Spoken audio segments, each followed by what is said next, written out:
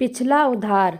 Sir, वह जो पीछे वाली मेज पर बुजुर्ग बैठे हैं ना, वह वही हैं जो पिछले कई बार उधार खाना खाकर चले गए थे और अभी तक पैसे नहीं दिए। आज फिर आ गए। उस होटल के कर्मचारी ने धीरे से यह बात होटल के मालिक से कही।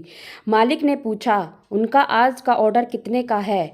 सर, ऑर्डर तो ज़्यादा नहीं, बस 50 का ही है। रोज़ की तरह दाल फ्राई और रोटी।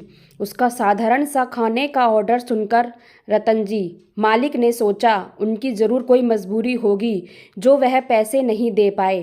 कर्मचारी ने कहा, नहीं नहीं सर, ऐसे लोगों को मुफ्त का खाना खाने की आदत पड़ जाती है। रतन जी को कर्मचारी का जवाब सुनकर अफसोस हुआ और वह बुजुर्ग को देखते रहे और कर्मचारी से बोले, तुम जाओ, मैं देखता हूँ। रतन जी ने देखा कि साधारण सा कुर्ता पजामा पहने, कंधे पर गमछा डाले, चेहरे पर थकान साफ झलक रही थी। शरीफ से भी थे।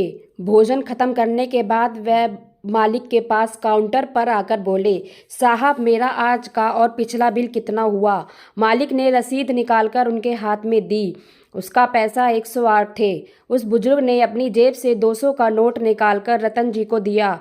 जब बुजुर्ग काउंटर पर से पैसे उठा रहे थे तब रतन जी ने पूछा, आप कहीं आसपास रहते हैं क्या अंकल? तो बुजुर्ग ने कहा, नहीं बेटा, मेरा घर यहाँ से बहुत दूर है। फिर भोजन करने आप यहाँ कैसे आप आते हैं? मैं यहाँ मुंशी का काम करता हूँ। जिस दिन मैं अपने घर से रोटी नहीं ला पाता या टिफ़िन लाना भूल जाता हूँ, मैं यहाँ आकर खा लेता हूँ। हर रोज़ पैसे नहीं होते तो उधार खा लेता हूँ, लेकिन आज तनख्वाह मिली तो जानबूझकर आ गया। सोचा पिछले पैसे भी दे दूँगा और खाना भी खा लूँगा। रतन जी ने पूछा, आपके बच्चे तो होंगे ना? बुजुर्ग ने कहा, है, लेकिन हाथ पांव सलामत होते हुए भी मुझे मुफ्त की रोटी खाना अच्छा नहीं लगता। बुजुर्ग ईमानदारी की बातें सुनकर रतन जी को लगा उनके सारे पैसे वापस कर दूं, लेकिन क्या पता उनके आत्मसम्मान को ठेस लगे।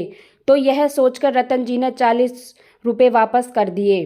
उस बुजुर्ग ने होटल में इधर उधर नज़र दौड़ाते हुए वह 40 रुपये यह कहते हुए लेने से इनकार कर दिया कि ये रुपए उस कर्मचारी को टिप्स के तौर पर दे देना, जिसने मुझे हर बार बड़े स्नेह व प्यार से भोजन कराया।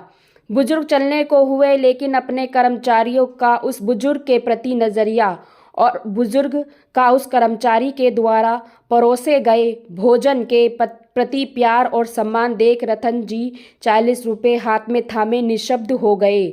उनके पास कहने को कुछ ना था। पैसे से अमीरी गरीबी नहीं, बल्कि लोगों के प्रति आपका नज़रिया, आपकी सोच, वह हमें अच्छा बुरा तथा छोटा बड़ा बनाता है। यदि किसी बुजुर्ग उम्र के पड़ाव में आकर भी बैठकर खाना पसंद ना करें, जो अपने बच्चों पर बोझ नहीं बनना चाहते, उनका आत्मसम्मान कितना कठोर होगा।